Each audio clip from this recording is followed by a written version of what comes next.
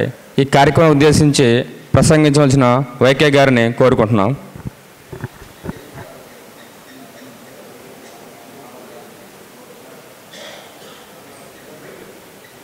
మన మిత్రులు ఇలాంటి ఒక మంచి అసోసియేషన్ ఏర్పాటు చేసి మన ప్రజల్లో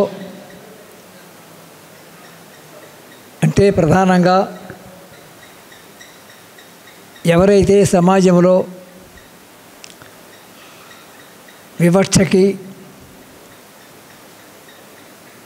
అత్యాచారాలకి, అన్యాయాలకి, శ్రమ దోపిడీకి గురయ్యారో, ఇంకా గురవుతున్నారో వాళ్ళకి ఈనాటి సామాజిక స్థితిగతులు, వాటికి కారణాలు, ఏ దేశాన్నైనా నడిపించే ఒక రాజ్యాంగం ఉంటుంది. మనల్ని నడిపించే రాజ్యాంగం మనకున్నది. ఆ రాజ్యాంగం ఈ దేశాన్ని ఎలా నడిపించాలి అనే ఒక నిర్దేశాన్ని, ఆదేశాన్ని పరిపాలకులకు ఇచ్చింది. ఏ ఆదేశాలు, నిర్దేశాల ప్రకారం అయితే దేశాన్ని పరిపాలించాలో, రాజ్య వ్యవస్థని నిర్వహించాలో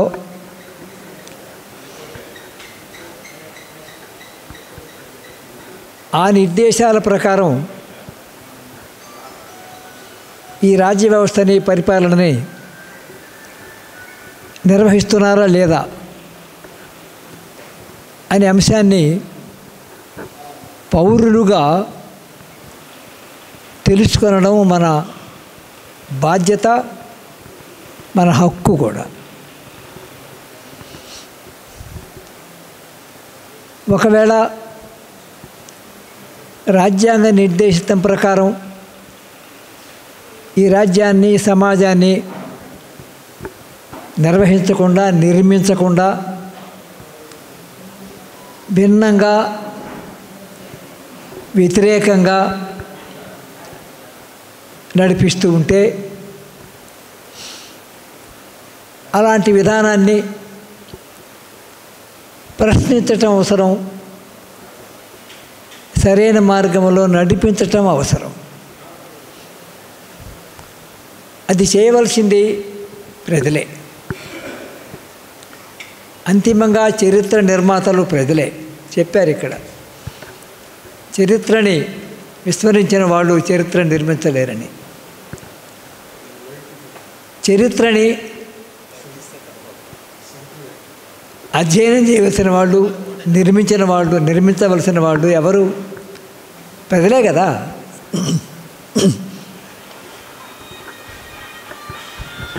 ప్రముఖులు, వ్యక్తులు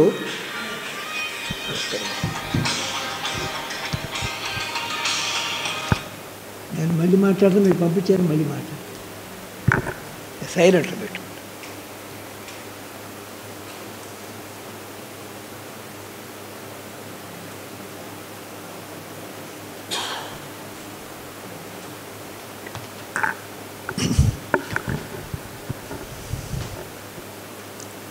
చరిత్రని తెలుసుకొనవలసిన వాళ్ళు, నిర్మించవలసిన వాళ్ళు, తప్పుదోవలో వెళ్తుంటే సవరించవలసిన వాళ్ళు, మార్పించవలసిన వాళ్ళు ప్రజలే. చరిత్రకారులు చరిత్రను రాస్తారు, కొంతమంది చరిత్ర నిర్మిస్తారు, మహనీయులు లాంటి వాళ్ళు. అయితే ఆ మహనీయులు కూడా వ్యక్తిగతంగా చరిత్ర నిర్మించలేరు. ఆ మహనీయులు ప్రజల్ని సరైన మార్గంలో నడిపించటం ద్వారా చరిత్ర నిర్మిస్తారు. ఒక రకంగా చెప్పాలంటే చరిత్ర అంటే ప్రజల చరిత్రే. ప్రజల్లో ఉండే వివిధ విభాగాల చరిత్ర. ప్రజలు వివిధ సామాజిక వర్గాలుగా వివిధ వర్గీకరణలుగా ఉంటారు. కవులు ఉంటారు, కళాకారులు ఉంటారు, విద్వాంసులు ఉంటారు, పండితులు ఉంటారు, కార్మికులు ఉంటారు, శ్రమజీవులు ఉంటారు, రైతులు ఉంటారు, కూలీలు ఉంటారు, విద్యార్థులు ఉంటారు, అధ్యాపకులు ఉంటారు, రాజకీయ నాయకులు ఉంటారు, సెక్రటరీస్ ఉంటారు, తహసీల్దారులు ఉంటారు, అనేక ఉద్యమాలు, అనేక వివిధ కేటగిరీలు. సమాజంలో ఒకే కేటగిరీగా ప్రజలు ఉండరు. వివిధ కేటగిరీలు చేసేదంతా చరిత్రే. ఆ చరిత్ర ఎలా జరుగుతున్నది, ఇది చాలా కీలకమైన అంశం. ఒకప్పుడు చరిత్ర అంటే ఎలాగుండేదంటే, మహాకవి శ్రీశ్రీ ఒక మాట చెప్పాడు, ఈ రాణి ప్రేమ పురాణం, ఆ ముట్టడికైన ఖర్చులు, కథలబులు, మైఫీజులు కావు చరిత్ర సారం. ఏ రాజ్యం ఎన్నాళ్ళు ఉందో, ఏ రాజు ఏం చేశాడో, ఇది కాదు చరిత్ర అంటే. ప్రజల చరిత్ర చరిత్ర, ప్రజల సంస్కృతి చరిత్ర, ప్రజల వ్యవసాయం చరిత్ర, ప్రజల పరిశ్రమల చరిత్ర, ప్రజల వృత్తుల చరిత్ర, ప్రజల ప్రొడక్షన్ చరిత్ర, ఇది చరిత్ర. కనుక చరిత్ర అంటే ఏమిటో కూడా మనం తెలుసుకోవాలి. గతంలో ఏం జరిగిందంటే, చరిత్ర అంటే ప్రజల చరిత్ర రాయకుండా రాజుల చరిత్ర, గొప్పవాళ్ళ చరిత్ర, వ్యక్తుల చరిత్ర, ఇదే చరిత్రగా మన ముందు ఉంచారు. దాన్నే మనం చదువుకున్నాం.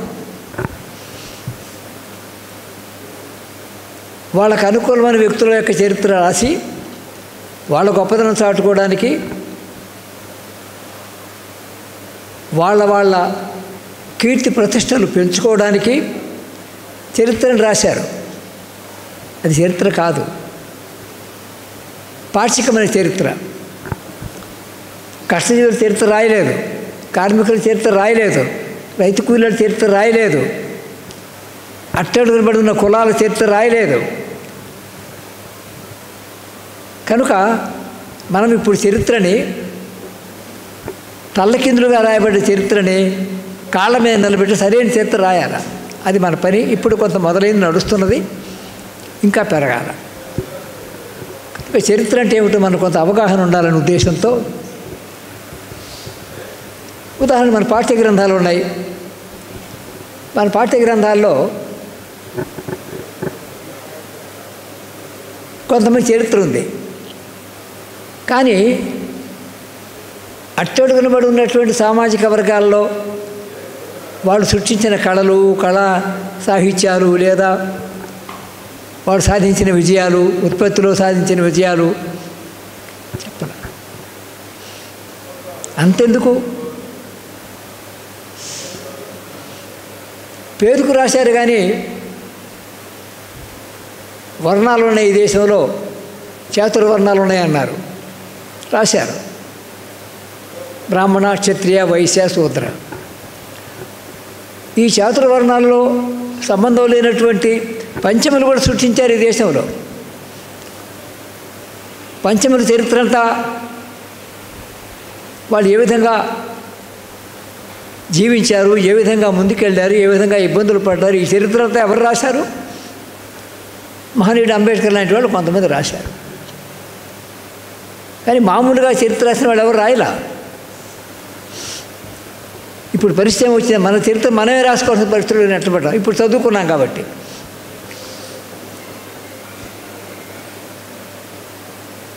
అందాకెందుకు, చాతుర్వర్ణాల గురించి రాశారు, పంచముల గురించి రాశారు. పై 3 వర్ణాలు బ్రాహ్మణ, క్షత్రియ, వైశ్యులు పనులు చేయరు, ఉత్పత్తిలో పాల్గొనరు, వ్యవసాయంలో పాల్గొనరు, చేతి వృత్తుల్లో పాల్గొనరు.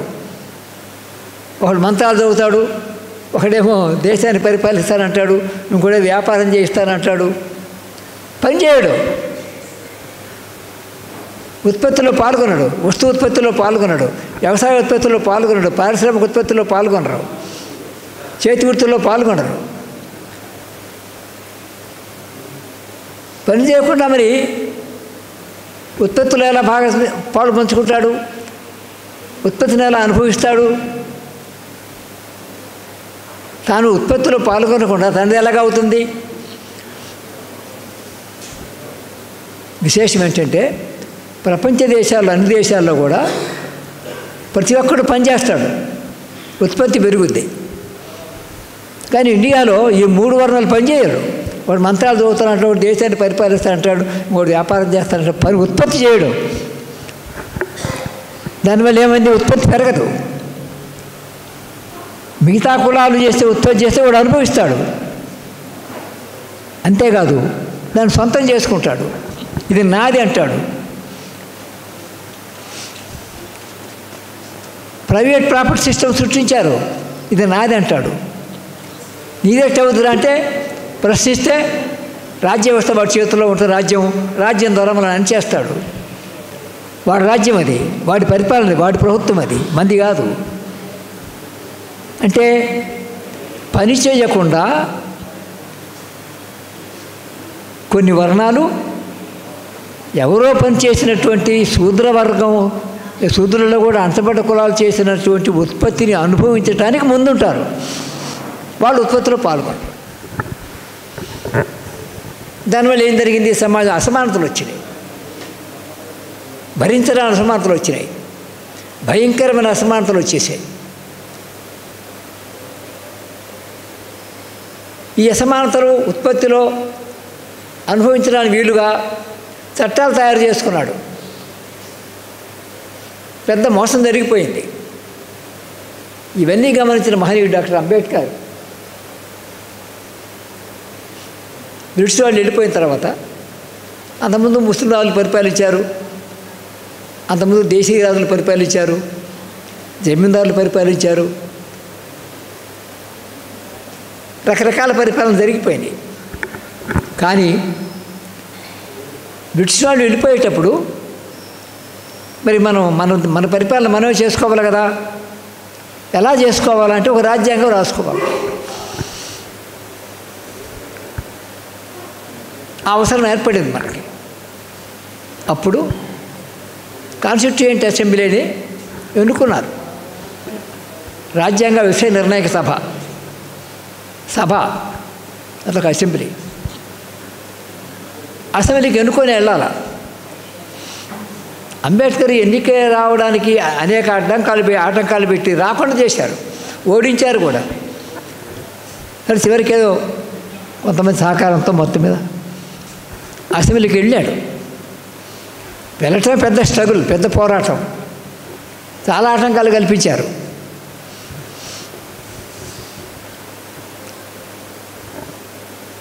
అలాంటప్పుడు వెళ్ళిన తర్వాత ఏం జరిగింది? అక్కడ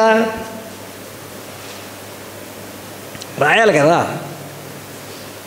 సమాజాన్ని అర్థం చేసుకొని రాయాలి కదా. ఎలాంటి రాజ్యాంగం కావాలో, ప్రపంచంలో ఎలాంటి రాజ్యాంగాలు ఉన్నాయో స్టడీ చేయాలి కదా.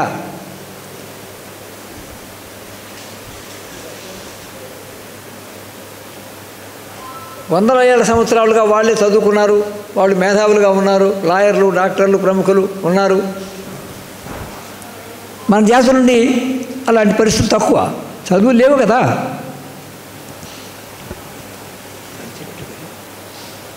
ఇది వాటర్ పెట్టి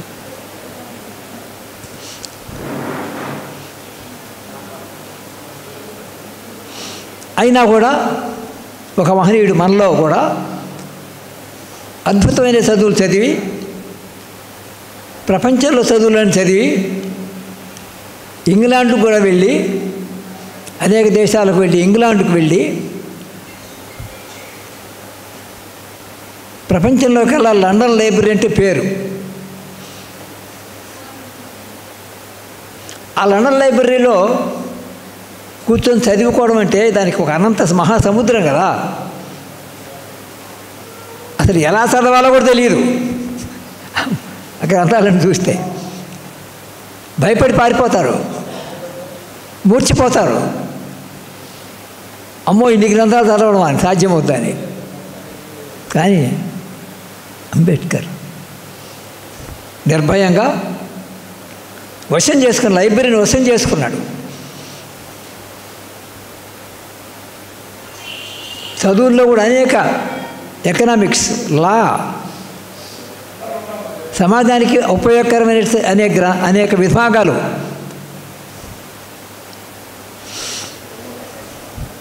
ప్రపంచాన్ని అర్థం చేసుకున్నాడు, ప్రపంచ రాజకీయాలను అర్థం చేసుకున్నాడు, ప్రపంచ దేశాల ఆర్థిక విధానాలు అర్థం చేసుకున్నాడు. మన దేశం గురించి ఎలాగో తెలుసు, అనేక అంశాలు మన దేశంలో కూడా ఉన్నాయి, చదివి అర్థం చేసుకున్న తర్వాత ఇవాళ ఉన్నటువంటి రాజ్యాంగాన్ని మన ముందు ప్రవేశపెట్టాం. ఏమిటా రాజ్యాంగం సారాంశం? ఆ రాజ్యాంగంలో ఇవాళ మానవ సమాజం ఎలా ఉన్నదో స్థూలంగా, క్లుప్తంగా, సూక్ష్మంగా చెప్పాడు. ఎలాగున్నది?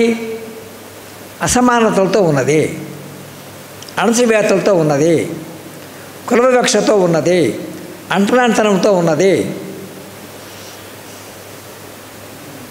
జబ్బు ఏమిటో నిర్ణయం చేయాలి కదా. డాక్టర్ దగ్గరికి పోతే ముందు పరీక్షిస్తాడు కదా, టెస్టులు చేయిస్తాడు కదా. డాక్టర్ అంబేద్కర్ సోషల్ డాక్టర్గా, మామూలు డాక్టర్ అయితే, మెడికల్ డాక్టర్ అయితే ఏ విధంగా అయితే మనిషి యొక్క రకరకాల ఆరోగ్యాలని, అనారోగ్య పరిస్థితుల్ని టెస్టుల ద్వారా పరిశీలించి అర్థం చేసుకుంటాడో, డయాగ్నోసిస్ అంటాం ఇంగ్లీష్లో, డయాగ్నోసిస్. మొదటి డాక్టర్ బిఆర్ అంబేద్కర్ ఈ సమాజం యొక్క రుగ్మతలు ఏమిటో, జబ్బులు ఏమిటో డయాగ్నోస్ చేశారు.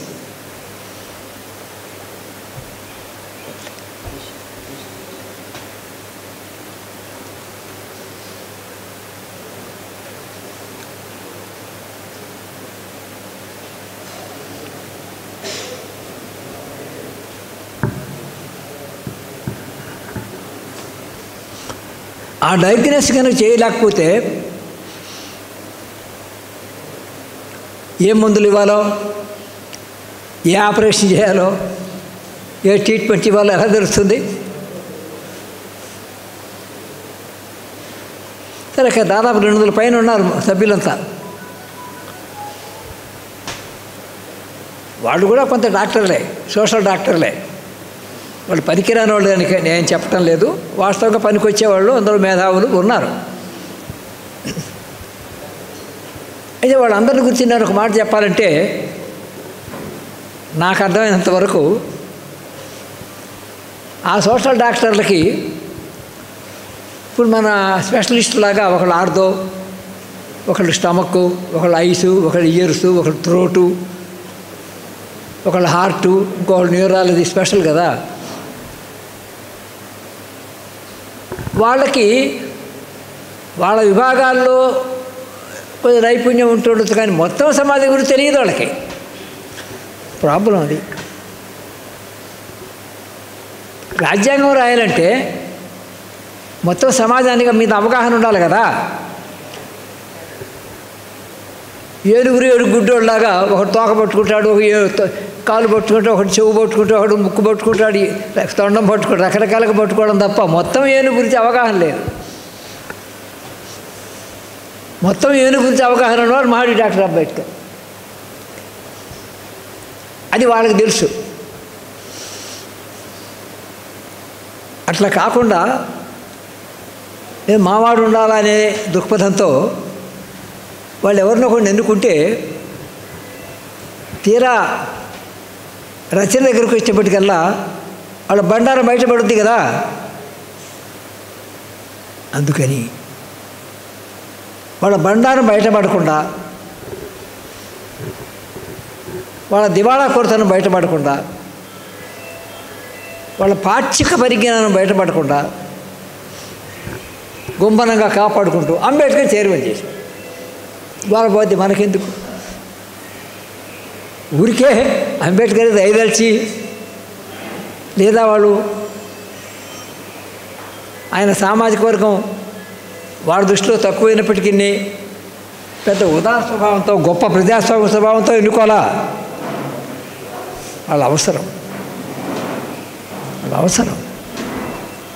కనుక అవసరం కొద్దీ. రెండోది, తమ బండారం బయటపడకుండా దాచుకోవడానికి అంబేద్కర్ని చైర్మన్ చేశారు. మనకు అవకాశం కదా, అంబేద్కర్ ఆలోచించాడు.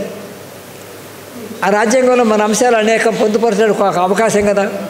అన్నీ ఒప్పుకోరాళ్ళు, మొత్తం తీర్మానం అందరూ సమిష్టిగా నిర్ణయం చేయాలి కదా. మళ్ళీ అన్నీ కూడా ఒప్పుకోలేదు. డాక్టర్ అంబేద్కర్ కనుక ఏ రాజ్యాంగం ఎలా ఉండాలో రాయడానికి స్వేచ్ఛ ఇచ్చి అందరూ బలపరిచి ఉంటే ఈ రాజ్యాంగం ఇంకా గొప్పగా ఉండేది, ఇంకా గొప్పగా. ఇప్పుడు గొప్ప రాజ్యాంగం ఇది, మరింత గొప్పగా ఉండేది. మనలో ఎవరైనా చదివి ఉంటారు, స్టేట్స్ అండ్ మైనారిటీస్ గ్రంథం రాశాడు అంబేద్కర్. ఆ స్టేట్స్ అండ్ మైనారిటీస్ అనే గ్రంథం కనుక చదివితే, ఈ రాజ్యాంగం చదివితే ఆయన ఉన్నత భావాలు ఎంత స్థాయిలో ఉంటాయో, ఈ రాజ్యాంగాన్ని అందరూ ఒప్పించాలి కాబట్టి అక్కడంతా మనమేగా, మన మైనారిటీ మనం ఒకడు ఇంకా ఇద్దరు ముగ్గురు తప్ప మన భావాలను అంబేద్కర్ భావాలను పూర్తిగా బలపరిచే పెద్ద గుంపు మెజారిటీ అక్కడ లేదు మనకి. అయితే సమాజంలో ఉన్న వాస్తవాల్ని చెప్పి అడ్డం తిరిగేవాడికి తగిన భాషలో చెప్పి మెప్పించి ఒప్పించి ఒక అద్భుతమైన రాజ్యాంగం మన ముందు పెట్టారు. ఆయన మొత్తంగా ఆయన మైండ్లో ఉన్నటువంటి మొత్తం భావజాలం అందులో లేదు. అది స్టేట్స్ అండ్ మైనారిటీస్ అనే గ్రంథంలో ఉంటుంది. దానికి తేడా చదివితే మనకు అర్థమవుతుంది. అయినా ఉన్నంతలో అంటే అక్కడ ఆమోదం పొందగలిగిన మేరకి అద్భుతమైన రాజ్యాంగాన్ని మనకు అందించాడు మహనీయుడు అంబేద్కర్. అది ఆయన యొక్క మేధస్సు, కన్విన్సింగ్ కెపాసిటీ, నచ్చచెప్పే శక్తి సామర్థ్యాలు, ఆయన చదివిన గ్రంథాలు, సమాజాన్ని అర్థం చేసుకున్న తీరు తెన్నులు, వాస్తవికత,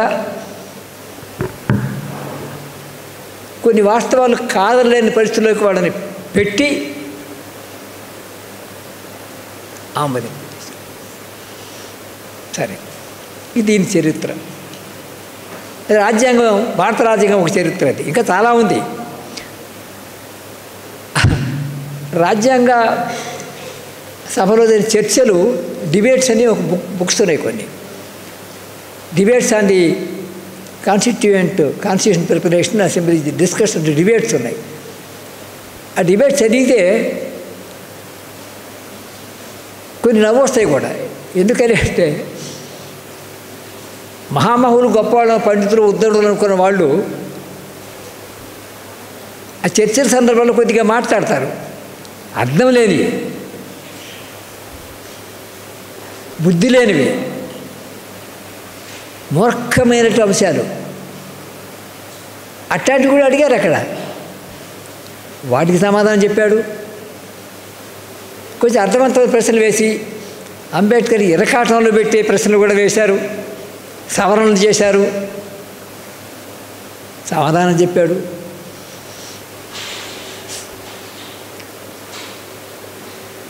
నాకు ఒక అంశం ఎలా స్ఫురించిందంటే, అవి చదువుతుంటే హెడ్ మాస్టర్ గారు, హై స్కూల్లో హెడ్ మాస్టర్ ఉంటాడు కదా, ఎలిమెంటరీ స్కూల్లో కానీ, పిల్లలు మాట్లాడుతుంటే వాళ్ళకి సమాధానం చెప్పి సంతృప్తిపరిచేటట్టు హెడ్ మాస్టరు స్థాయిలో ఉన్న అంబేద్కరు, పిల్లలు చదువులు నేర్చుకునే పిల్లల స్థాయిలో ఉన్న మిగతా ఆ గుంపంతా ఉన్నట్టు నాకు అనిపించింది. హెడ్ మాస్టర్ ఏదైనా చాలా శ్రమపడి, చాలా ఇబ్బందులు ఎదుర్కొని, రకరకాల విమర్శలకి కూడా గురి అయిన పాపం మన జాతుల కోసం, అణచబడ్డ జాతుల కోసం ప్రధానంగా. ఏమిటి రాజ్యాంగ సారాంశం? ఒక్క మాటలో చెప్పమంటే, సమాజంలో మార్పును కోరేటటువంటి దిశానిర్దేశం చేసినటువంటిది భారత రాజ్యాంగం. మార్పు. ఏం మార్పు? అసమానతలు సమానత్వానికి మార్పు, అవమానాల రద్దు మార్పు, దౌర్జన్యాలు మార్పు, స్వేచ్ఛా స్వతంత్రాల కోసం మార్పు, ప్రజాస్వామ్యం కోసం మార్పు, సామాజిక న్యాయం కోసం మార్పు. ప్రియాంబుల్లోనే పీఠికలు చదివితే మనకు అర్థమవుతాయి. We give this constitution to the people of India to secure justice, social justice, economic justice, political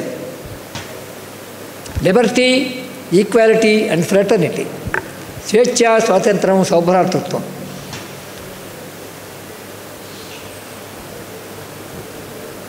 మానవులందరూ సమానత్వం, అసమానత తగ్గించి సమానత్వంతో కూడిన సామాజిక ఆర్థిక వ్యవస్థ నిర్మాణం చేయటం ఈక్వాలిటేరియన్ సొసైటీ, ఇగాలిటేరియన్ సొసైటీ నిర్మించటమనే లక్ష్యంగా రాజ్యాంగం ముందుకు వచ్చింది.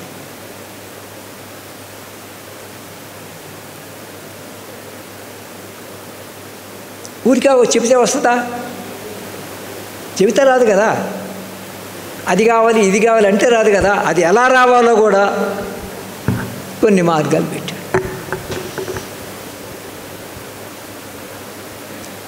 తెలివిగల వ్యక్తి తనకేం కావాలో తెలుసుకోవడమే కాదు, సాధారణ తెలివితేటలు ఉన్నవాడు కూడా నాకేం కావాలో తెలుస్తుంది. కానీ అవి ఎలా సాధించుకోవాలో ఆ మార్గాలు తెలిసినవాడు మరింత వివేకి, మరింత తెలియగలవాడు. నాకేం కావాలో అంతవరకు తెలుసుకుంటే పాక్షికం, సంపూర్ణం కాదు. అవి ఎలా రాబట్టుకోవాలా, ఎలా సాధించుకోవాలా, ఏ మార్గంలో వెళితే వస్తాయి.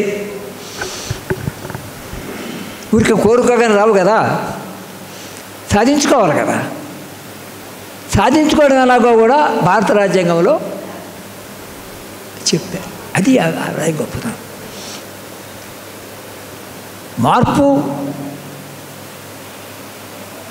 అవసరమైందే కాదు, అవకాశం ఉంది, సాధించుకోండి. ఎట్లా? పాలకులు ఉంటారు. పాలకుల గురించి ఆ రాజ్యాంగం ముగింపు తర్వాత 46 ముగింపు సందర్భంలో ఆయన చెప్పాడు, ఈ రాజ్యాంగం చాలా గొప్ప రాజ్యాంగం. ఈ రాజ్యాంగాన్ని సక్రమంగా అమలు జరిగి మంచి పరిపాలకులు ఉంటే మంచిగా ఉంటుంది, లేకపోతే చెడు వాళ్ళ చేతుల్లో పడితే చెడు అయిపోద్ది, పనికి రాకుండా పోద్ది. కాబట్టి పాలకులు చాలా ఇంపార్టెంట్ చెప్పాడు. పాలకులు చాలా ఇంపార్టెంటే. ప్రజాస్వామ్యం కదా ఇది, ప్రజలు ఎన్నుకునే ప్రభుత్వాలు కదా, ఎవరు ఎన్నుకోవాలని చర్చ వచ్చింది. చదువుకున్న వాడికి ఓటా, ఆస్తి ఉన్నవాడికి ఓటా, సమాజంలో గుర్తింపు ఉన్న వాడికే ఓటా, ప్రతి మనిషికి వయోజనుడికల్లా ఓటా.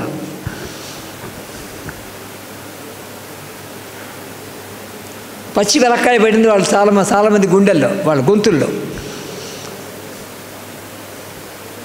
ప్రతి మనిషికి ఓటిస్తే కార్మికుడికి ఓటు, రైతుకు ఓటు, యువజనుడికి ఓటు, మహిళలకు ఓటు, అంతపడ్డ కులాలకు ఓటు, ఎస్సీలకు ఓటు, ఎస్టీలకు ఓటు, బీసీలకు ఓటు, మైనారిటీలకు ఓటు, అందరికీ ఓటు ఇస్తే ఓటు కోసం వాళ్ళ దగ్గరికి వెళ్ళాలి కదా, వాళ్ళకి సంతృప్తి కలిగించాలి కదా, అందుకు అవసరమైన పథకాలు వేయాలి కదా, అమలు జరపాలి కదా. ఇదంతా ఎందుకు? అందరికి ఓటు ఇవ్వకుండా ఉంటే సరిపోద్ది కదా అనే కుట్ర కూడా జరిగింది. బట్ అంబేద్కర్ ఒక సూత్రమే చెప్పాడు. ఆ సూత్రం ఏమిటి? 1 man 1 vote 1 value. కేవలం 1 man 1 vote కాదు, ఎవరి ఓటుకైనా వాల్యూ ఒకటే కౌంటింగ్లో. ఒకప్పుడు సంఘాల్లో, ఎంప్లాయీస్ అసోసియేషన్స్లో ఓటింగ్ స్ట్రెంగ్త్ ఇస్తారు. ఒక్కొక్క ఓటు ఏ స్థాయిలో స్ట్రెంగ్త్ అని వేరియేషన్ ఉంటుంది. అట్లా కాదు. 1 man 1 vote 1 value. ఇది ప్రజాస్వామ్యం కాపాడటానికి, రాజ్యాంగంలో పొందుపరిచిన హక్కుల్ని రక్షించుకోవడానికి, అమలు జరిపించుకోవడానికి ప్రాథమికమైన guarantee. For the people, by the people, of the people, by the people, for the people అనేది అమలు జరగాలంటే బై ది పీపుల్ లేకుండా ఫర్ ది పీపుల్ లేదు. బై ది పీపుల్ ఉంటేనే of the people, for the people వస్తాయి. లేకపోతే ఎట్లా వస్తుంది? ఎవడో నిర్ణయిస్తే వాడికి ప్రజలకు అనుకూలంగా నిర్ణయించరు కదా, అసలు రాజరికం అయిపోద్ది కదా మళ్ళీ. ఇది చాలా కీలకమైన అంశం. అంటే ప్రజాస్వామ్యాన్ని రాజ్యాంగంలో పొందుపరిచారు. ఈ ప్రజాస్వామ్యాన్ని పొందుపరచకపోతే రాజ్యాంగం ఎంత గొప్పదైనా పరిపాలకుల ఇష్టాయిష్టాలకి, వాళ్ళ విమ్స్ అండ్ ఫ్యాన్సీస్కి వదిలేయబడుద్ది. అట్లా కాకుండా responsible government, responding government, accountable government, accountability, ప్రజల దగ్గరికి వెళ్ళి వాళ్ళ ఆమోదం, అనుమతి పొంది నువ్వు అధికారంలోకి రావాలా. అది లేకపోతే ఇవాళ ఇంత కార్పొరేట్ ఎకానమీ పెరుగుతున్న ఈ రోజుల్లో, నిరక్షరత్వం పెరుగుతున్న ఈ రోజుల్లో, అప్రజాస్వామ్యం పెరుగుతున్న ఈ రోజుల్లో, ఫ్యాసిస్టు ధోరణులు కూడా పెరుగుతున్న ఈ రోజుల్లో, మతోన్మాదాన్ని పెడుతున్న ఈ రోజుల్లో, కులోన్మాదం పెడుతున్న ఈ రోజుల్లో, అధికార దర్పం పెడుతున్న ఈ రోజుల్లో అసలు మనం లెక్క చేసేవాళ్ళ? సామాన్యమైన మనుషుల్ని లెక్క చేసేవాళ్ళే కాదు. సో డాక్టర్ అంబేద్కర్ మాకు ఏమి ఇచ్చాడనే వాళ్ళకి ఏం అక్కర్లా. రాజుని అంటే పరిపాలకుడిని నిర్ణయించే అధికారం నీ చేతుల్లో పెట్టాడు. ఇంకంతగా వాట్ మోర్ యూ వాంట్? మిగతావన్నీ పక్కన పెట్టి రాజ్యాంగాన్ని, ఈ రాజ్యాన్ని ఎలా పరిపాలించాలో, ఎవరు పరిపాలించాలో నిర్ణయించే అధికారం నీ చేతుల్లో పెట్టాడు. But for Ambedkar, but for the insistence and efforts of Ambedkar, this adult franchise would not have been there. ఉండేదే కాదు. అంతవరకు అందరం మనం ఎవడైనా ఒప్పుకోవాలి.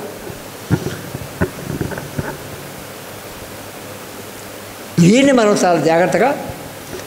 అయితే ఏం చేస్తున్నారు ఇప్పుడు? ఆర్థిక ఆంక్షలు, ఉద్యోగాంక్షలు, దౌర్జన్యమైన ఆంక్షలు, పోలీస్ ఆంక్షలు, రకరకాల ఒత్తిళ్ళు పెట్టి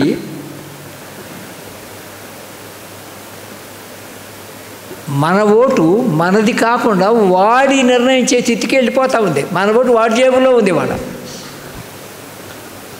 విచిత్రం. కొంతమేరకే మన చేతిలో ఉన్నాయి, కొంతమేరకు మన చేతిలో లేదు. ఆర్థిక ఒత్తిళ్ళు, దౌర్జన్య ఒత్తిళ్ళు, పోలీసు ఒత్తిళ్ళు, రకరకాల ఒత్తిళ్ళు, రకరకాల ప్రెజర్స్ పెట్టి the freedom to vote, liberty to vote లాగేసుకుని. ఇది ఇక్కడ పెద్ద కుట్ర ఇక్కడ జరిగిపోయింది. అయినా మహనీయుడు అంబేద్కర్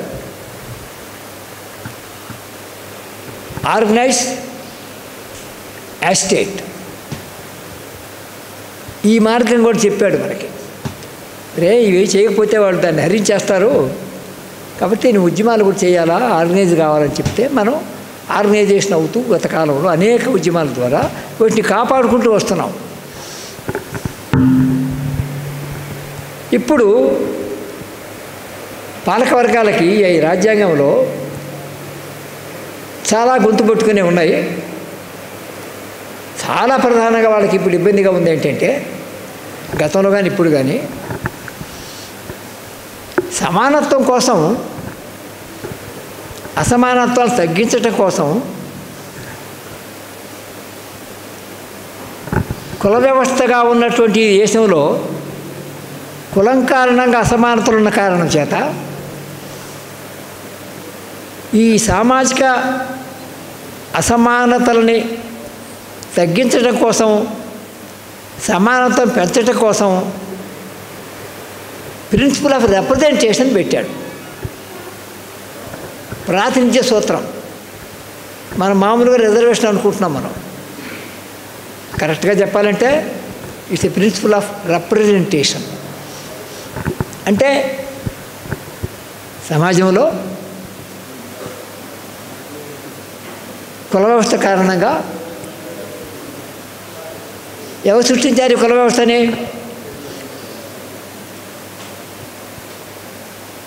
బ్రాహ్మణులకి వ్యవస్థ సృష్టించింది. మనం సృష్టించుకోవాలా? నేను చెప్పులు కుట్టేవాడిగా పుట్టాలని అనుకోవాలా?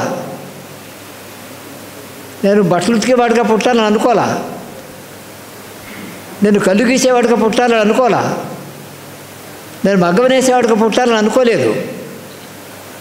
పుట్టిన తరువాత నువ్వు ఫలానా అని మనల్ని ఆ గూట్లో ఇసిరేశాడు. We're not responsible for that. Where to be born అనేది మనం అనుకొని పుట్టామా? ఎవరైనా సాధ్యం అది? వాడు బ్రాహ్మణుడు కూడా పుట్టాడు కదా, రాజులు కూడా పుట్టరు కదా, ఎవడు పుట్టాడు? పుట్టందరూ సమానంగానే పుడతాం. బట్ ఇండియాలో పుట్టిన తర్వాత కొన్ని గూళ్ళు పెట్టారు. గూళ్ళు ఒక్కొక్క గూట్లో ఇసిరేశారు. మనం విసురుకో, సమాజం విసిరేసింది. దానివల్ల ఏమైంది? కొంతమందికి ఆస్తులు ఉన్నాయి, కొంతమందికి ఆస్తులు లేవు. వీళ్ళు వృత్తులే ఉన్నాయి. చెప్పులే కుట్టాలా, మగ్గమే నేయాలా, బట్టలే ఉతకాలా, గడ్డాలే గీయాలా. ఎన్ని గడ్డాలు గీస్తే వాడు ధనికుడు అవుతాడు, ఎన్ని చొక్కాలు ఉతికిస్తే వాడు ధనికుడు అవుతాడు, ఎన్ని పోగులు వేస్తే వాడు ధనికుడు అవుతాడు. మరి భూమి ఒకటి చేతిలో గడిపోయింది, వాళ్ళు పెట్టుకున్నారు. ఏదైతే కీలకమైన వనరో, ఉత్పత్తిలో, ఆ భూములు మాత్రం వాడు చేతిలో పెట్టుకున్నాడు. బహు తక్కువ ఆదాయం వచ్చి వాడి దయాదాక్షిణ్యం మీద ఆధారపడే వృత్తులు మనకు నెట్టేశారు. మనకు తెలియకుండానే వృత్తులు గొప్పవి అని మనం అనుకున్నాం. వృత్తులు గొప్పవి కావని అంటం లేదు, చాలా గొప్పవి. ఎందుకని? అందులో కళ ఉంది, నైపుణ్యం ఉంది. వాడి వల్లనే కాదు అసలు, అది మనమే చేయగలం.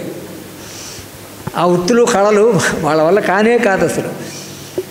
We are only capable. అక్కడి వరకు మళ్ళీ మనం గర్వించాల్సిందే.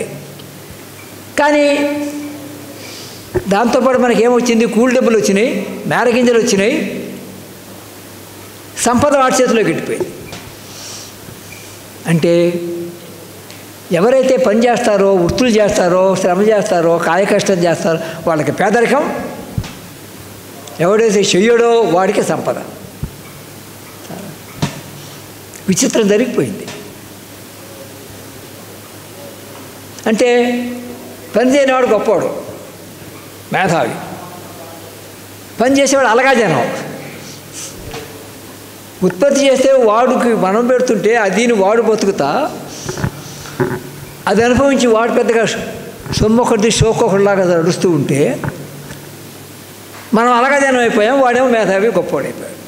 పుస్తకాలు వాడి దగ్గర ఉంటాయి, గ్రంథాలు వాడి దగ్గర ఉంటాయి. మన దగ్గర రంపం, గొడ్డలి ఏవో ఉంటాయి, కత్తి, ఆరా ఇవే మన దగ్గర ఉంటాయి. అంటే కుల వ్యవస్థ దాని స్వభావంలోనే ధనిక వర్గాన్ని, పేద వర్గాన్ని సృష్టించి గీత వేసేసింది.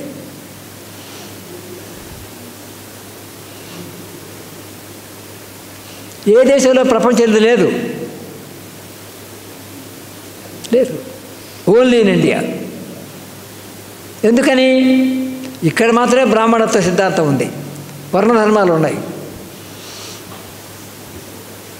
భగవద్గీతలో చెప్పాడు కృష్ణుడు రాశాడు లేదో మనకు తెలియదు, వీళ్ళు రాశారు. ఒక గ్రంథం ఉంది, భగవద్గీత ఉంది. ఏముంది ఆ భగవద్గీతలో? కృష్ణుడు చెప్పినట్టుగా ఉంది. చెప్పాడు లేదు మనకు తెలియదు. ఏముంది దాంట్లో? శాస్త్రవర్ణం ఈ 4 వర్ణాలు నేనే సృష్టించాను అంటాడు. ఎందుకు నీకే పని లేదా? ఎందుకు అసలు నీకేం అవసరం వచ్చింది? చాతుర్వర్ణాలు మనుషులందరూ సమానంగా ఉండకుండా 4 వర్ణాలు ఎందుకు సృష్టించామని ప్రశ్నించాలి కదా. అబ్బో అది గొప్పని, భగవద్గీత గొప్పదని మనం మాట్లాడితే ఎట్లా? ఎందుకు సృష్టించావు అడ్డగోలుగా? తేడాలుగా మనుషులందరూ సమానంగా పుట్టిన వాళ్ళని అసమానులుగా ఎందుకు చిత్రీకరించావు అని అడగాలగా. అది అడగకుండా మన నోరు మూసుకొని అమలు జరిపే వాళ్ళుగా మాట్లాడి చేస్తే మనకేమైంది? చివరికి చాకిరి మిగిలింది, సంపద వనరులు వాడు కొల్లగొట్టాడు. దానికి తోడు ఏం చేశారు? నువ్వు చదువుకోకూడదు, విద్యను ఆర్జించకూడదు. విద్యను ఆర్జించి మేధావైతే ఏముంది? వాస్తవాలు తెలుసుకుంటావు, ప్రశ్నిస్తావు. నువ్వు వాస్తవాలు తెలుసుకోకూడదు, ప్రశ్నించకూడదు, చదువుకోకూడదు. చదువుకు దూరం చేశారు. ఎక్కడ ప్రపంచంలో ఎక్కడ ఒక పెద్ద సమాజాన్ని, మానవ సమాజాన్ని విజ్ఞానానికి దూరంగా ఉండండి అని చెప్పినటువంటి చరిత్ర only in India, where there is caste system.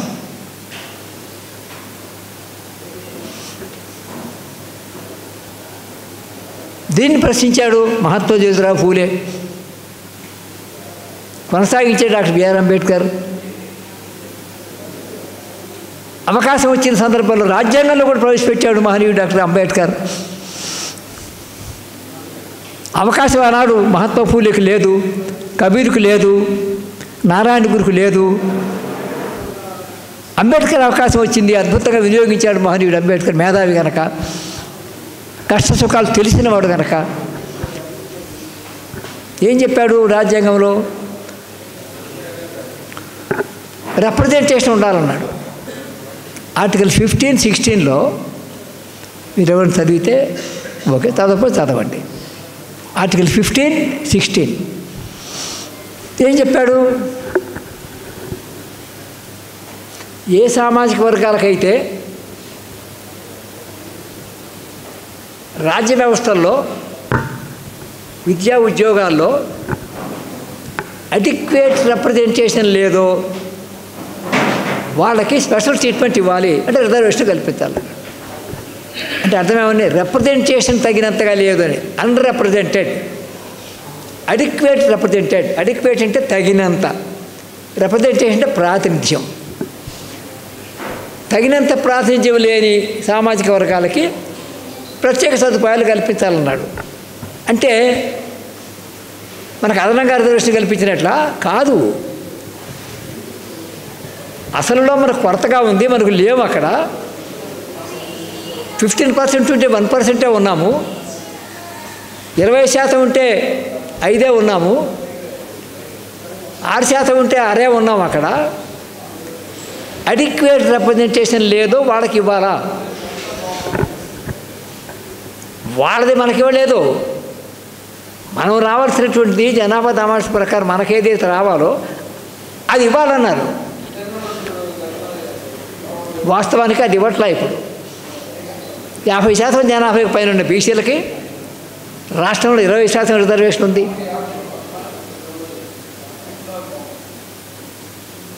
కేంద్రంలో 27% ఉంది. ఎప్పుడో 15% ఉన్న ఎస్సీలకి వాళ్ళ 20% దాకా పెరిగారు, వాళ్ళకి పెంచలేదు. ఎప్పుడో 6% ఉన్న ఎస్టీలకి ప్లీజ్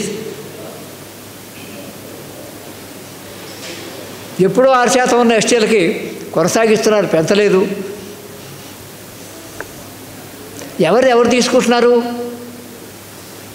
ఎవరితో మనం తీసుకుంటున్నట్టుగా రిజర్వేషన్తో మాట్లాడుతున్నారు వాళ్ళు. మనకి ఇవ్వాలా? ఇంకా అడిక్వేట్ రిప్రజెంటేషన్ లేదు, తగినంత ప్రాతినిధ్యం ఇంకా ఇవ్వట్లేదు. పైగా మోదీ గవర్నమెంట్ ఏం చేసింది? EWS, economical weaker sections reservation పెట్టారు, 10% పెట్టారు. దానికి అడ్డం ఏం పెట్టుకున్నారు? ఆర్టికల్ 46ని అడ్డం పెట్టుకున్నారు. ఆర్టికల్ 46 చదవండి రాజ్యాంగంలో. ఆర్టికల్ 46లో ఎవరైతే ఎస్సీ ఎస్టీలు ఉన్నారో వాళ్ళకి న్యాయం చేయాలని ఉంది. అయితే ఎకనామికల్ వీకర్ సెక్షన్స్ కూడా న్యాయం చేయాలని ఉంది. ఎకనామికల్ వీకర్ సెక్షన్ న్యాయం చేయాలంటే ఏం చేయాలా? ఎకనామిక్గా వాళ్ళకి సహకరించాలా. రిజర్వేషన్స్ ఎకనామిక్ బేస్డ్ కాదు. రిజర్వేషన్ 3 రకాలు రాజ్యాంగంలో. ఒకటి అంటరానితనం బేసి వల్ల ఎస్సీలు, ఎక్కడో అడవుల్లో కొండల్లో సమాజాన్ని మానవ నాగరిక సమాజానికి దూరంగా విసిరేయబడినటువంటి ఎస్టీలకి రిజర్వేషన్లు, బీసీలకి 340 ఆర్టికల్ ప్రకారం, ఆర్టికల్ 340 అంబేద్కర్ రాసిన ఆర్టికల్ ప్రకారం socially and educationally backward class. Socially and educationally backward class అంటే ఈ చేతి వృత్తుల వాళ్ళందరూ కూడా సోషల్గా బ్యాక్వర్డ్ క్లాస్ బీసీల కింద పెట్టే. ఓకే, కమ్మారెడ్డి కాపు అవి 3 త్రివర్ణాలు, బ్రాహ్మణ క్షత్రియ వైద్యులు వైశ్యులు. ఒక మాట మీకు చెప్పాలి, అది చెప్పే ముందు ఏం జరిగిందంటే సమాజంలో బ్రాహ్మణ క్షత్రియ వైశ్యుల దగ్గర ఆస్తులు ఉన్నాయి, భూములు ఉన్నాయి,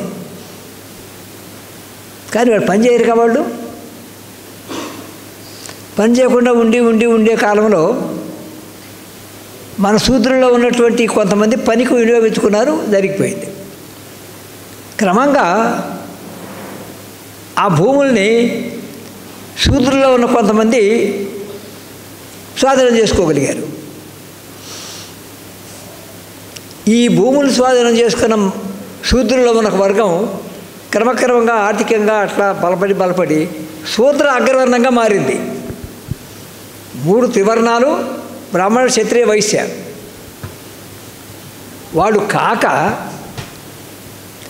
వాళ్ళు భూములు సరిగా వ్యవసాయం చేసుకొని పని చేయరు కదా, పని దొంగలు కదా, వాళ్ళు బద్దకిష్టులు కదా. పని చేయడానికి కొంచెం ముందుకెళ్ళి రకరకాల కారణాల వల్ల కాస్త భూములు సంపాదించుకొని వీళ్ళు ఇక్కడ ఈ శూద్రుల్లో గుండానే, శూద్రవర్ణంలో గుండా శూద్ర అగ్రకొండ డెవలప్ అయింది. కమ్మారెడ్డి, కాపు, ఒక ఇట్లాంటి వాడు పేర్లు పెట్టు తప్పేం లేదు. ముదుగుమ్మిగా మాట్లాడుకోకూడదు, ఏదో నిజంగా మాట్లాడుకోవాలా. వీళ్ళు ఒరిజినల్గా శూద్రులే, శూద్ర అగ్రవర్ణంగా మారిపోయి ఆ వర్ణాలతో స్నేహం కలుపుకున్నారు, మనల్ని వదిలేశారు. సంఖ్యాపరంగా ఎక్కువగా ఉండి వాళ్ళని కంట్రోల్ చేసుకొని రాజ్యాధికారానికి రాగలిగారు. రాజకీయ కులాలుగా డెవలప్ అయినాయి. ఒకప్పుడు రాచరికం ఉన్నప్పుడు బ్రాహ్మణులు క్షత్రియులు ఉన్న పరిస్థితుల్లో రాచరికం పోయిన తర్వాత, ప్రజాస్వామ్యం వచ్చిన తర్వాత శూద్రుల్లో ఉన్న కొంచెం ఆర్థికంగా ముందుకెళ్ళిన వాళ్ళందరూ కూడా ముందుకొచ్చి ఇదొక అగ్రకులంగా మారిన తర్వాత వీళ్ళు వాళ్ళతో స్నేహం చేసి ఇద్దరు కలిసి రాజ్యాధికారం చేస్తున్నారు.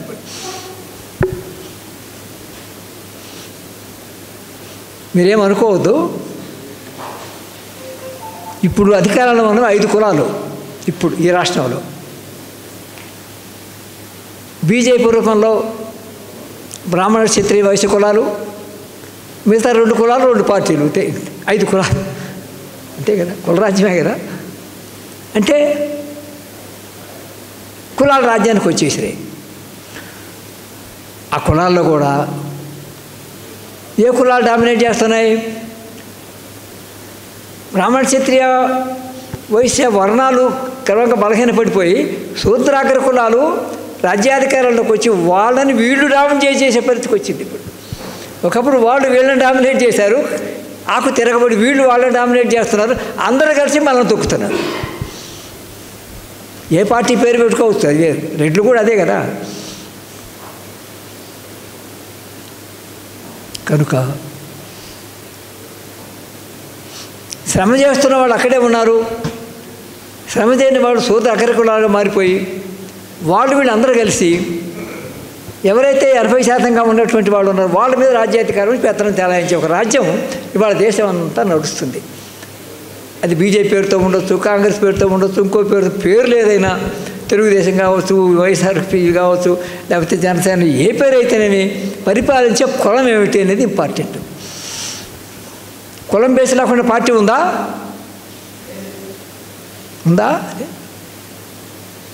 జనసేన ఎందుకు వచ్చింది? కులం లేకుండా వచ్చిందా? తెలియదా మనకి? ప్రజారాజ్యం ఎందుకు వచ్చి కులం లేకుండా వచ్చిందా? తెలుగుదేశం వచ్చి కులం లేకుండా వచ్చిందా? మన కాంగ్రెస్ ఎందుకు ఓడిపోయి వైసీపీ ఎందుకు గెలిచింది? రెడ్లందరూ ఇందులోకి వచ్చారు కాబట్టి కదా. తెలంగాణ ఇచ్చిందో ఓడిపోయింది అనుకో, వచ్చింది అబద్ధం. అది తెలంగాణ ఇచ్చిందో ఓడిపోవాలి, రెడ్లందరూ ఇందులోకి వస్తే పోయింది. అయితే కాంగ్రెస్ రెడ్ల కాంగ్రెస్ రెడ్లు కదా. కొంచెం నిజాలు మాట్లాడుకుంటున్నాం అంతే. కనుక మిత్రులారా, కుల వ్యవస్థ ఏం చేసింది? శ్రమ చేసే వాళ్ళని పేదరికంలోనే పెట్టింది, ఓటర్లుగానే మార్చింది. ఆర్థికంగా ముందుకెళ్ళినటువంటి వాళ్ళు పాత వర్ణాలుగా కొనసాగుతూనే కొత్త సోదర అగ్రకులాలుగా మారి వీళ్ళిద్దరూ రాజీ పడిపోయి రాజ్యాధికారంలో పార్టీలుగా ఏర్పడి సంపదను కొల్లగొట్టి వనరులను కొల్లగొట్టే ఒక వ్యవస్థ నడుస్తూ ఉన్నదాన్ని కంట్రోల్ చేయాలని రాజ్యాంగం చెప్పింది. ఆర్థిక సమానత తగ్గించాలని చెప్పింది. సమాన పనికి సమాన వేతనాలు ఇవ్వాలని చెప్పింది. ఫెయిర్ వేజ్, రీజనబుల్ వేజ్ ఇవ్వాలని చెప్పింది. ఇది రాజ్యాంగం. కానీ మహనీయుడు అంబేద్కర్ అప్పుడు వార్నింగ్ ఇచ్చాడు. ఆ రోజులు 46లోనే రాజ్యాంగం మంచి వాళ్ళ చేతిలో ఉంటే బాగుంటుంది, మంచి వాళ్ళ చేతిలో లేకపోతే అన్ని వాళ్ళు ఇష్టం వచ్చినట్టుగా దాన్ని అమలు జరుపుతారండి. ఈ 75 అమృతాల పేరు పెట్టారు దానికి. ఈ అమృత వర్ష కాలంలో రాజ్యాంగంలో చెప్పినటువంటి అసమానతలు తగ్గించాలంటే తగ్గాయా పెరిగాయా? ఆదానీళ్ళు అమ్మాయిలు ఎట్ట పెరిగారు, వాళ్ళు ఎన్ని కోట్లు వాళ్ళకి తెలుసా? వాళ్ళకే తెలియదు, మనకేం తెలుస్తుంది? పేదరికం పెరిగింది, కొద్దిమంది సంపద పెరిగింది, అసమానతలు పెరిగాయి. రాజ్యాంగం అమలు జరుపుతున్నారు వీళ్ళు. కనుక రాజ్యాంగాన్ని మనం పరిరక్షించుకోవాలి. Adequate representation కల్పిస్తున్నారా? కల్పించకుండా పోగా ఈడబ్ల్యూఎస్ పేరుతో 10% రిజర్వేషన్ కల్పించారు. వాళ్ళు 10% ఉన్నారా? లెక్కలు తీశారా? ఒక ఎస్సీలకో ఎస్టీలకో రిజర్వేషన్ కల్పించాలంటే, లేదా ఏదన్నా బీసీలకు ఏదైనా కల్పించాలంటే సర్వే చేశారా? సోషల్ ఎకనామిక్ సర్వేలు ఏం చెప్పింది? జనాభా ఎంత? ఇవన్నీ 100 ప్రశ్నలు. ఏ ప్రశ్న లేకుండా 3 రోజుల్లో అగ్రకులాల రిజర్వేషన్ ఈడబ్ల్యూఎస్ పేరుతో 103 రాజ్యాంగ సవరణ చేసి పరిచేసి వాళ్ళు 10% కల్పించారు. మరి ఎకనామికల్ వీకర్ సెక్షన్స్ అంటే ఎస్సీ ఎస్టీ బీసీలు కూడా వీకర్ సెక్షన్సే కదా. మరి వీళ్ళకు కూడా 10% కల్పించాలి కదా. వీళ్ళు తోస్తారు, వీళ్ళు అందులో లేరు. ఈడబ్ల్యూఎస్ 10%లో ఎస్సీ ఎస్టీ బీసీలకు లేదు, ఓన్లీ అగ్రకులాలకి. అది ఎక్కడ రాజ్యాంగంలో ఓన్లీ అగ్రకులాలకి రిజర్వేషన్ కల్పించని ఎక్కడైనా నేను అడుగుతున్నా. మొత్తం రాజ్యాంగంలో, నేను హైకోర్టు న్యాయవాదిని కూడా కాబట్టి కొంత స్టడీ చేసి ఉంటాను కదా, మొత్తం రాజ్యాంగంలో ఎక్కడైనా ఆర్థికంగా బలహీన వర్గాలని పేరుతో అగ్రకులాలకి, అసలు ఆర్థికంగా బాధపడుతున్నటువంటి సామాజికంగా వెనుకబడిన ఎస్సీ ఎస్టీ మైనార్టీలకు పక్కన పెట్టి కేవలం అగ్రకులాలకే రిజర్వేషన్ కల్పించాలని ఒక్క వాక్యం, ఒక్క అక్షరం కనుక రాజ్యాంగంలో ఉంటే చెప్పారంటే సవాల్. ఎట్లా చేశారు? మరి చేశాడంతే. వడ్డించేవాడు మనవాడు కదా. 3 రోజులు చేసి అవతల పడేశారు. రిపోర్ట్ లేదు, సోషల్ ఎకనామిక్ డేటా లేదు, వాడు అసలు అడగనే లేదు. పైగా ఇంకొక అంశం చెప్పాలి. మండల కమిషన్లో ఓబీసీలకి 27% రిజర్వేషన్ కల్పించాలని కేంద్ర విద్యా ఉద్యోగ రంగాలు చెప్పింది. కులం పేరుతో రిజర్వేషన్ కల్పించకూడదని ఇంద్రసాహిని అనే కొంతమంది హైకోర్టులో సుప్రీంకోర్టులో రిట్ వేశారు. ఆ విషయాన్ని పరిశీలించడం కోసం సుప్రీంకోర్టు 9 మంది న్యాయమూర్తులతో ధర్మాసనం ఏర్పాటు చేసింది. 9 జడ్జెస్ కాన్స్టిట్యూషనల్ బెంచ్, రాజ్యాంగ ధర్మాసనం చర్చించి ఇండియాలో కులం ఉన్నది, కుల వ్యవస్థ ఉన్నది, కులం కారణంగా పేదరికం ఉన్నది, కులం కారణంగా వెనుకబాటుతనం ఉన్నది, కులం కారణంగా అణచివేత ఉన్నది, కనుక కులం ప్రాతిపదికగా రిజర్వేషన్లు కరెక్టే అని చెప్పింది. చెబుతూ ఇంకో మాట కూడా అన్నది, ఆర్థికంగా వెనకబాటుతున్న వరకైనా ఉంటే వాళ్ళకి రిజర్వేషన్ కల్పించొద్దు, వాళ్ళకి ఆర్థిక సహకారం చేయండి, తప్పు లేదు. But they cannot be given reservations. Reservations are always social but not economic. Only social. అంటరాంతనం, సమాజానికి విధి దూరంగా అయిపోయేటువంటి ఎస్టీలు, social and educational backward classes, ఇవే రిజర్వేషన్ తప్ప రాజ్యాంగం చాలా స్పష్టంగా చెప్పింది. అయినా ఈడబ్ల్యూఎస్ రిజర్వేషన్ కల్పిస్తే దాని మీద కొంతమంది మిత్రులు సుప్రీంకోర్టుకి వెళ్ళారు. ఈ ఈడబ్ల్యూఎస్ మీద సుప్రీంకోర్టు ఏం చెప్పాలా? రాజ్యాంగం అమలు జరపాలి కదా, ఇంటర్ప్రిట్ చేయాలి కదా, సుప్రీంకోర్టు కదా. ఆ సుప్రీంకోర్టు ఎంత సుందరంగా ఉందంటే దాన్ని సమర్థించింది. ఆర్థిక ప్రాతిపదిక మీద రిజర్వేషన్స్ వద్దు అని చెప్పని ఇంద్రసాహితీ కేసులో చెబితే దాన్ని పక్కన పెట్టి, రాజ్యాంగంలో సోషల్ రిజర్వేషన్ తప్పకుండా ఉండకూడదు రాజ్యాంగంలో దాన్ని పక్కన పెట్టి economic section reservation supreme court సమర్థించింది.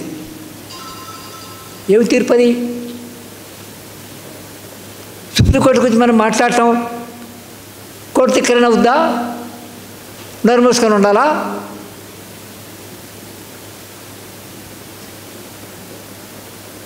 Ambedkar రాజ్యాంగాన్ని మీరు అమలు జరుపుతున్నారా? మరి మీ అంబేద్కర్ రాజ్యాంగాన్ని పరిరక్షించుకోవాలి మేము ఉద్యమం చేస్తే తప్పేమిటి? మరి వాళ్ళ రాజ్యాంగం ప్రమాదంలో పడిందా లేదా? ఆ రాజ్యాంగాన్ని పరిరక్షించుకోవాల్సిన అవసరం ఎవరికి ఉంది? ఇప్పుడు మనకుంది. Therefore save constitution, protect constitution.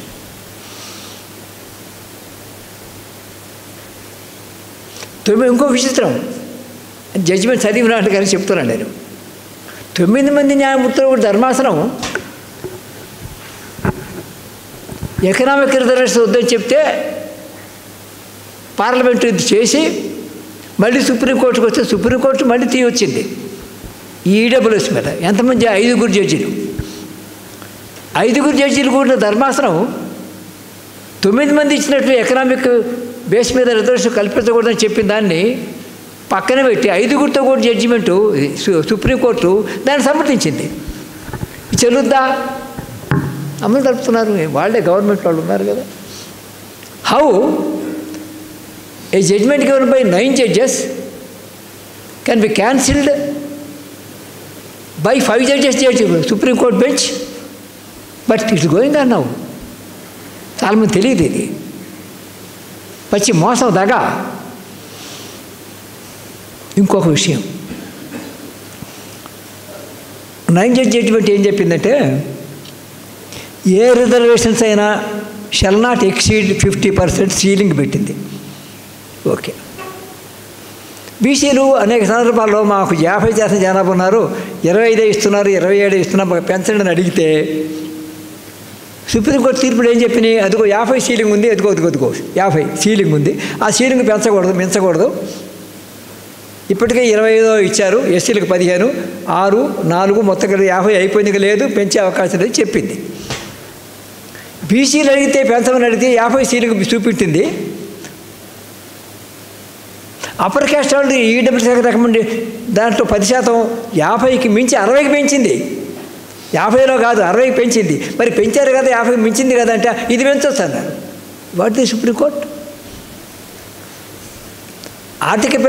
ఆర్థికంగా రిజర్వేషన్ ఇవ్వకూడదు అని చెప్తే 9 మంది జడ్జీలు చెప్పిన దాన్ని కాదన్నావు. 50% పెంచకూడదు అని చెప్పి జడ్జి 9 మంది చెప్పిన న్యాయమూర్తులు బెంచ్ని పక్కన తోసావు. అమలు జరుపుతున్నారు. వడ్డించేవాడు మనవాడు కాబట్టే కదా. దేర్ఫోర్ మనం how to save constitution important మనకి. అది ఒకళ్ళు చేస్తే అయ్యేది కాదు, అదొక పెద్ద ఉద్యమంగా సాగాల. ఆఖరిని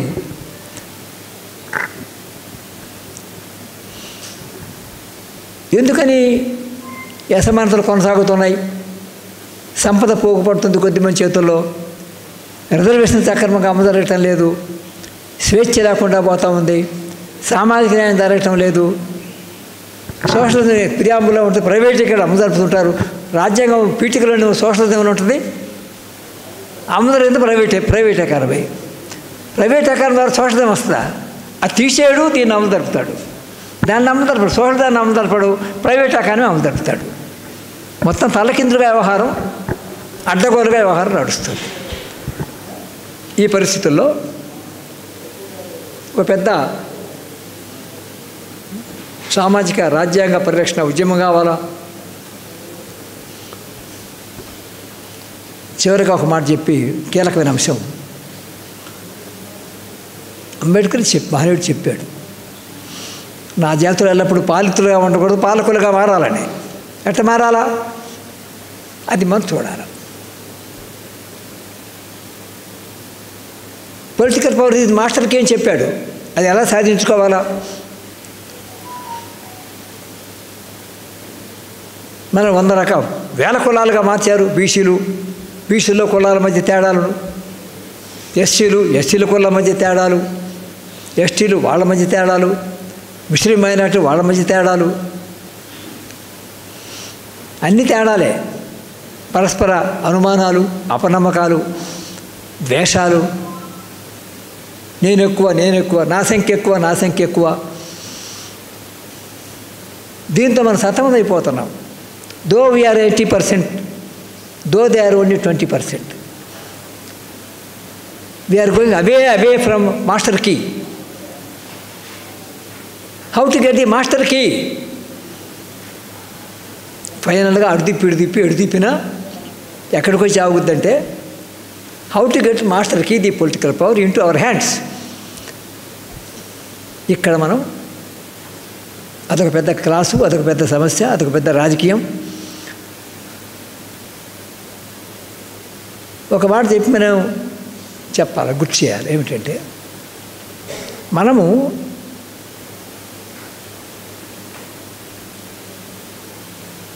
ఏ జెండా కోసం, ఎవడి జెండా కోసం, ఎవడి ఎజెండా కోసం ఒళ్ళు మర్చిపోయి పనిచేస్తున్నాం. నా పార్టీ నీ పార్టీ, అది నీకేమైనా వాయిస్ ఉందా అక్కడ? ఆ పార్టీలో వంటింట్లోకి పోగలవా, నచ్చింట్లోకి పోగలవా, పంచలో తప్ప? Why we're owning up those parties though they don't belong to us, they belong to upper caste who are oppressing us. Chunduru నేరంలో ఎవడూ నేరం కాదు, మరి ఎవరు చంపారు అంతమందిని? మరి కాదు అది. It is a document, A protection, A guarantee, A path, ఒక మార్గం that we have to save. How అనేది ఇంకా మనం అనేక సందర్భాలు మాట్లాడుకుందాం. ఈ సందర్భంగా మన మిత్రులు 7ంటికి అన్నారు, నేను వాస్తవంగా అనుకున్నాం. అది 8 తర్వాత మనం బిగిన్ చేసుకోవాల్సి వచ్చింది, తప్పులేదు పరిస్థితిని బట్టి. నేను కూడా కొంచెం పెద్దవాడిని అయిపోయాను, మీకు తెలుసు. అయినా మీ అందరు చూసి నాకు ఉత్సాహంగా ఉండి నాకున్న భావాలు మీతో పంచుకుంటే కొద్దిగా నా భారం తీరుద్దని, నా మనోభారం తీరుతుందని మీతో షేర్ చేసుకున్నాను. నేను చెప్పిన అంశాల్లో మీరు పరిశీలించి ఆలోచించి మీరు మంచి నిర్ణయాలు తీసుకోమని కోరుతూ, ఈ చర్చని, ఈ గోష్ఠిని మనం విల్ కంటిన్యూ ఎప్పటిదాకా? మనం విముక్తి సాధించేదాకా, మన రాజ్యం వచ్చిందాకా, మనం సమాజంలో అన్ని రకాలుగా సమానత్వాన్ని అనుభవించేదాకా this battle should continue. How long nobody knows, will continue. Therefore, I once again thank you all of us, especially the organizers of this meeting. Thank you very much. Johar Dr. B.R. Ambedkar. జోహార్ doctor B R Ambedkar, Mahatma Jyotirao Phule. Thank you.